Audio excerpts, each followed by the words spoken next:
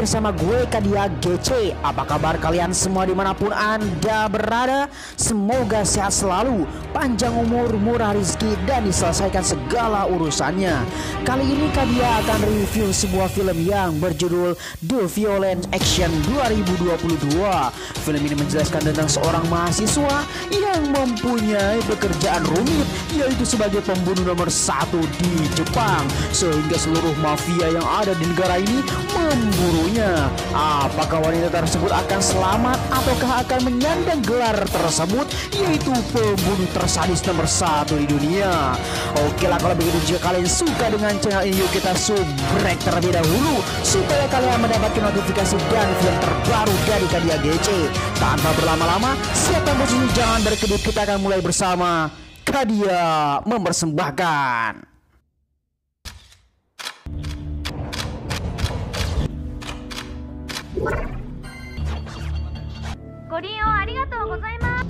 Di awal film diperlihatkan ada seorang laki-laki yang sedang memesan wanita panggilan di depan hotel. Di hotel inilah mereka berdua akan bertemu.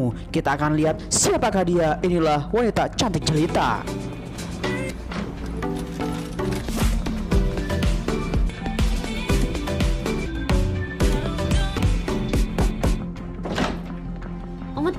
Wanita tersebut sudah berada di depan pintu, tetapi seorang laki-laki tersebut tidak merasa memesan wanita panggilan.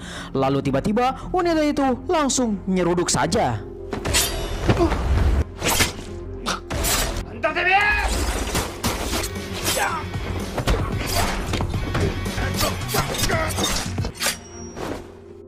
Oh, ternyata wanita itu disewa bukan untuk ikeh kimochi, tetapi untuk menyelamatkan seseorang yang sedang disandra di depan hotel. Lalu mereka berdua akan keluar menjadi orang yang telah menyelamatkan. Akan tetapi banyak sekali gangster yang sudah siap menyerang.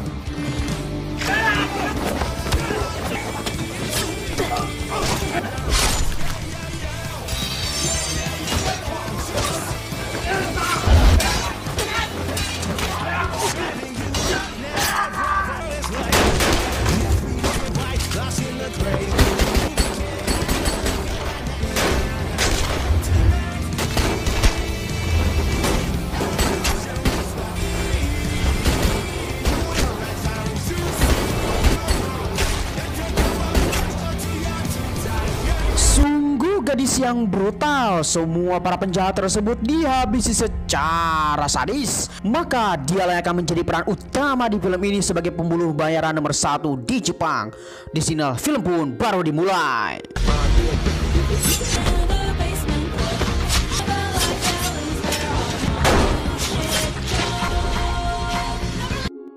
Kita akan lihat latar belakang dari wanita pembunuh tersebut. Dia adalah wanita cantik yang bernama Kai.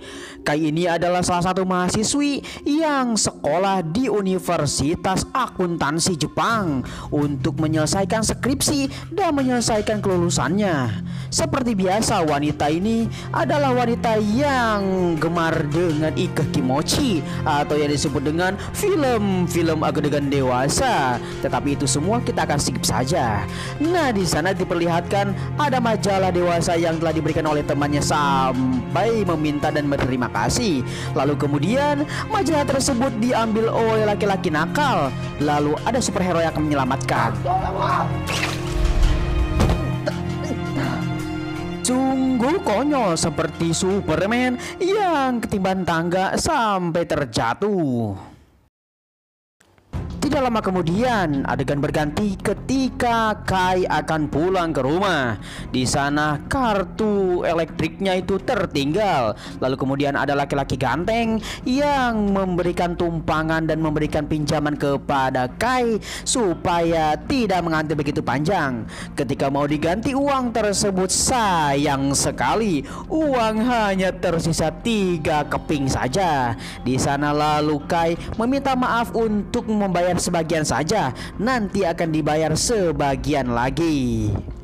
Terlihat mereka berdua saling jatuh hati karena mereka baru melihat pandangan pertama sampai terpesona.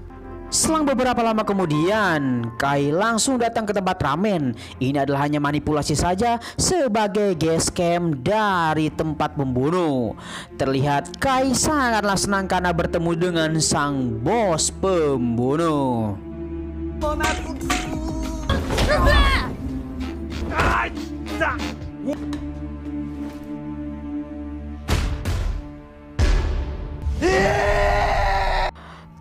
Tiba-tiba saja ada si Batok yang datang ke tempat ramen karena ini salah satu temannya dari Kai. Lalu mereka semua menjelaskan bahwa itu hanya adegan biasa saja untuk berakting, lalu dikasih ramen gratis. Akan tetapi ramen tersebut dijebak oleh sang bos karena ramen itu berisi asin yang sangat kecut sekali. Lalu di sana tiba-tiba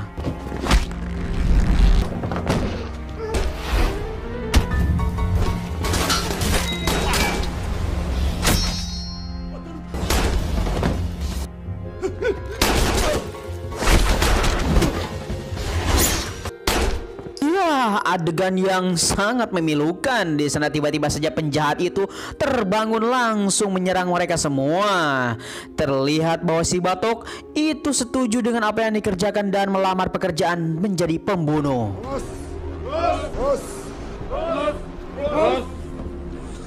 Ketika scene berganti, di sana terlihat banyak sekali para mafia ganas yang sedang melakukan rapat paripurna.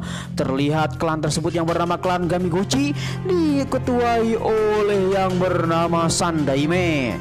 Sandaime ini sudah terlanjut usia dan akan melakukan pensiun untuk melakukan pergantian pemimpin klan tersebut. Lalu Sandaime menyatakan bahwa siapapun yang memberikan uang yang paling banyak, dia akan menjadi ketua klan baru. Kembali lagi kepada Kei dan kawan-kawannya yang sedang melakukan dan bermain monopoli. Akan tetapi lalu tiba-tiba ada panggilan masuk untuk job baru.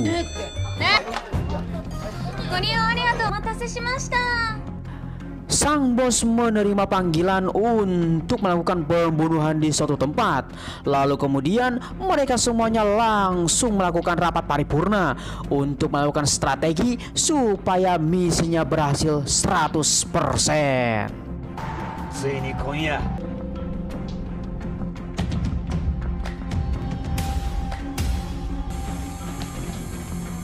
Ketika adegan berganti, terlihat ada dua mafia besar yang bertemu. Terlihat ada mafia yang memakai kacamata itu menyogok si gendut untuk mundur sebagai ketua mafia yang terbaru. Diberikanlah uang 300 juta dolar. Akan tetapi di sisi lain ada Kei yang sudah beraksi yang akan masuk ke dalam gembung para mafia itu untuk membunuh mereka semua. Lalu kemudian Kei langsung dipersilakan masuk, lalu siap-siaplah untuk beraksi.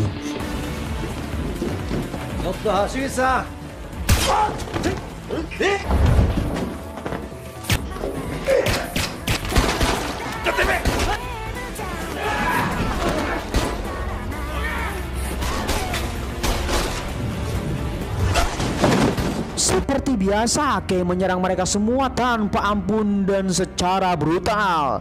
Terlihat ada si ketua mafia yang bertanya, "Sedang ngapain kamu?" Lalu kemudian di sana terlihatlah adu cekcok antara dua gembong mafia tersebut. Lalu ada sesuatu yang terjadi tiba-tiba.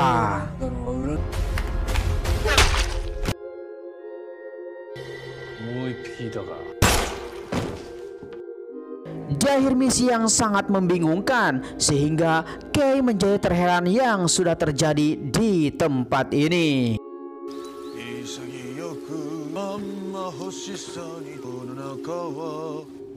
Kembali kepada Sandaime, sang ketua klan terbesar di Jepang. Ternyata semua itu hanya untuk memanipulasi saja supaya mafia terkuat yang ada di klannya itu masing-masing saling membunuh. Sehingga si mafia tersebut menawarkan kepada seseorang untuk membunuh sang gadis cilik. Selang beberapa lama kemudian, terlihat mereka semua para pembunuh ini sedang berkompromi karena kejadian kemarin itu mengakibatkan kebingungan dan salah paham terhadap misi. Lalu kemudian salah satu temannya, Kai, mengajak ke suatu tempat untuk mendinginkan kepala. Selang beberapa lama kemudian, mereka keduanya langsung saling curcor alias curhat kenapa kita semua bekerja sebagai pembunuh, padahal kita bisa menjalankan aktivitas normal seperti wanita Ike Kimochi yang lainnya. Lalu kemudian mereka semua saling berpikir. Tiba-tiba saja ada seseorang yang menyerang.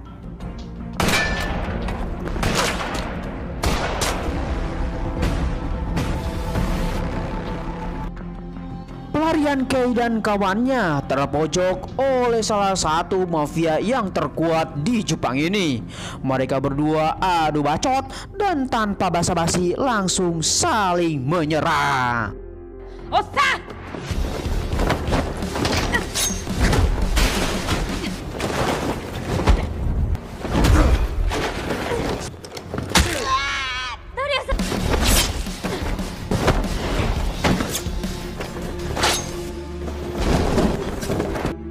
Perkelahian itu mengakibatkan salah satu temannya itu tertojos oleh pensil sehingga harus dilarikan ke rumah sakit ke IGD terdekat.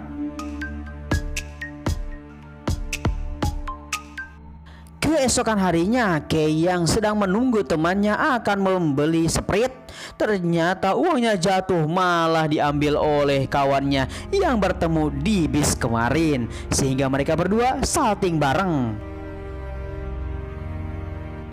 Selang beberapa waktu kemudian, Kei mempunyai misi berat karena misi ini mungkin saja akan membunuhnya. Lalu kemudian Kei langsung menerima misi tersebut apapun yang terjadi karena ini adalah sudah pekerjaan yang sudah mendarah daging.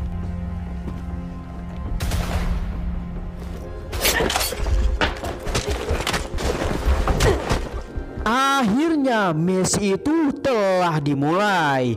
Kei yang sudah beraksi akan menghantam seluruh para mafia dan para gembong yang ada di sana. Kita akan lihat apakah Kei akan selamat.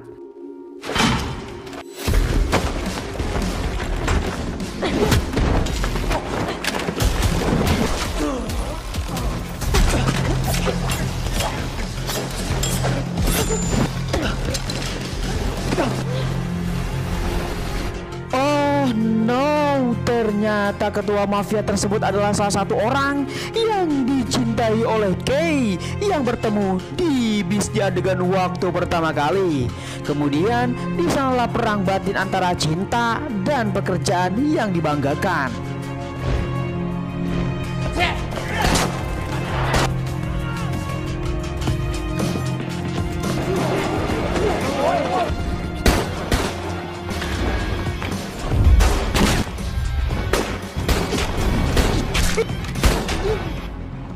Tanpa diduga, seluruh anak buahnya langsung menyerang Kei dan sang pria ganteng. Mereka semua langsung berlari untuk menyelamatkan diri, tetapi sayang sekali tiba-tiba saja salah satu gembong mafia terkuat di Jepang tersebut menghadang mereka semua. Akan tetapi salah satu temannya menyuruh untuk pergi karena ini akan kami tangani.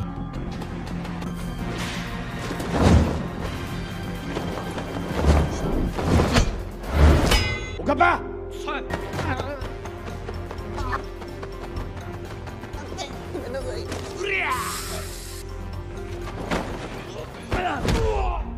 Sungguh 1000% konyol. Tadinya mau menjadi superhero, malah menjadi apa ya, begitulah kira-kira.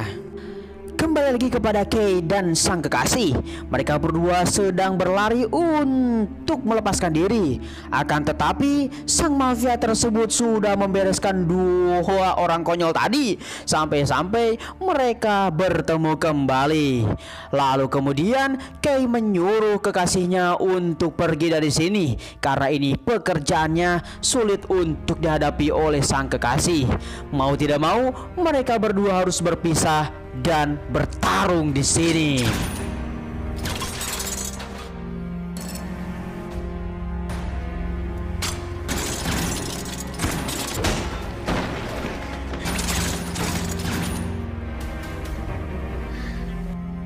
Memang bukan tandingan, laki-laki kekar tersebut langsung menghajar Kay tanpa ampun di sana dengan kebrutalan dan kemurkaan yang sangat mengerikan.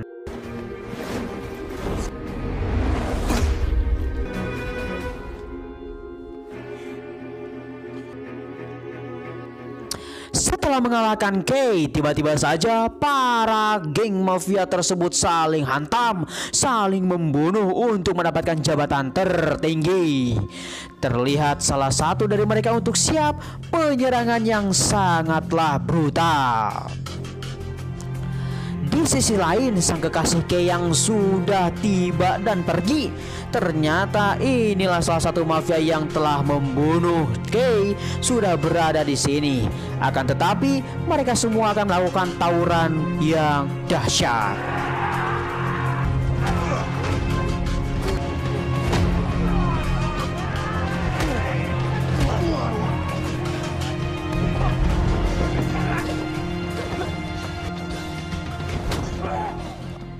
Kembali kepada Kay, ternyata Kay tidak mati. Di sana Kay bangkit untuk melakukan balas dendam.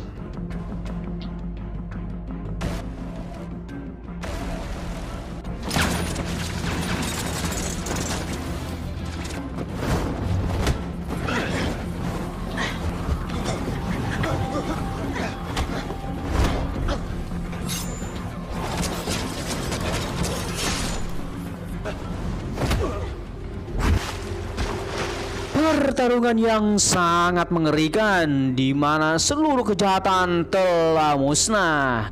Akhirnya di sana sang kekasih sudah menunggu, termasuk Kay yang merasa senang karena kekasihnya selama sentosa Lojinawi. Di sana mereka berdua saling mengungkapkan perasaan, akan tetapi sutradara tidak menginginkannya. Lalu tiba-tiba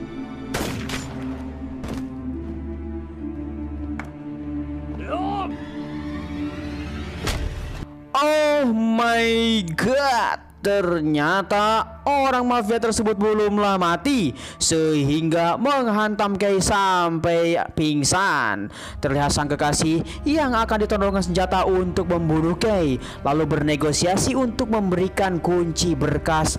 Lalu apa yang akan terjadi? Tiba-tiba saja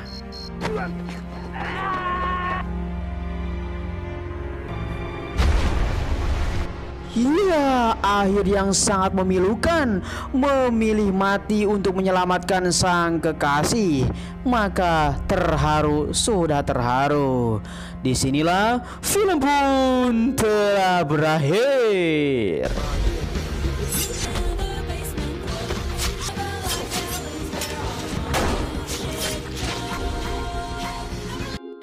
Bagaimana kawan-kawan semuanya, film yang satu ini memang sangat mengharukan sekali, apalagi terjadi dalam kehidupanmu. Hikmah yang bisa kita dapatkan adalah hati-hati memilih pekerjaan dan hati-hati memilih teman. Siapapun kamu berteman, maka di sanalah kamu akan mendalami dalam kehidupan yang nyata.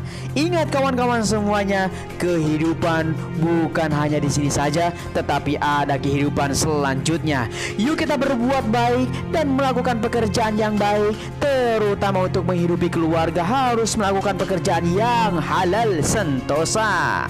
Oke lah kalau begitu, jika kawan-kawan semuanya suka dengan channel ini seperti biasa, yuk kita subrek terlebih dahulu supaya kalian mendapatkan notifikasi dan film terbaru dari Kedia GC. Kami direksi mengucapkan terima kasih. Asoy Gameboy.